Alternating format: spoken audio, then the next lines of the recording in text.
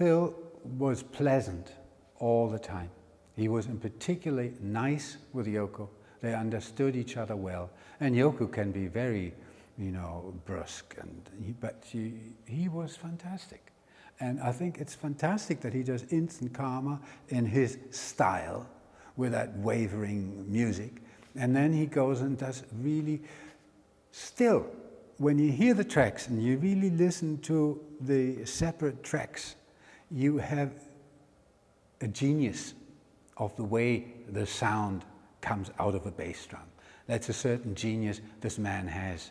And it's a different type of thing if Jeff Emmerich is doing it, or George Martin, or he's doing it.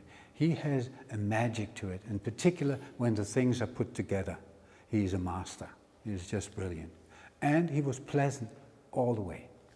He never a hard word.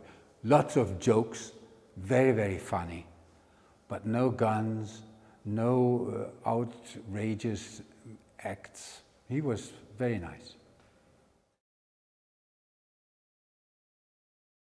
Yes, you see, John needs, and he did get this from Paul too, and from George, and from Ringo, he needs to be funny. And he is funny, and he needs people to understand his type of humor. The same with Phil. So the two went on like world on fire, you know, it was just incredible. They had a great time. They're laughing and making jokes. We were on the floor most of the time, you know. It was incredible, but it was hard work. In particular, John in the studio is very much to the point. He wants to get the thing done as quick as possible, as fresh as possible. And that's different with Phil when he's on his own. If he's on his own and he doesn't have that sort of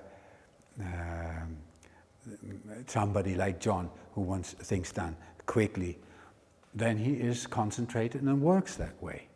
And the jokes are okay till John, come on, let's carry on. But he can carry on for hours if you let him. We had situations on the All Things Must Pass LP for George, where he was, and Ronnie Spector was sitting in the studio at the microphone. And he was in the studio with Alan Klein, and they were going off making jokes. You wouldn't believe it. I can't repeat it because I'm not that funny. Those guys are so funny. 45 minutes. And then you heard, because she couldn't hear, Ronnie couldn't hear because she was in the studio and the doors were closed. She could see her sitting there, and we could see her sitting there on her stool. And then we heard, she was just making a little noise.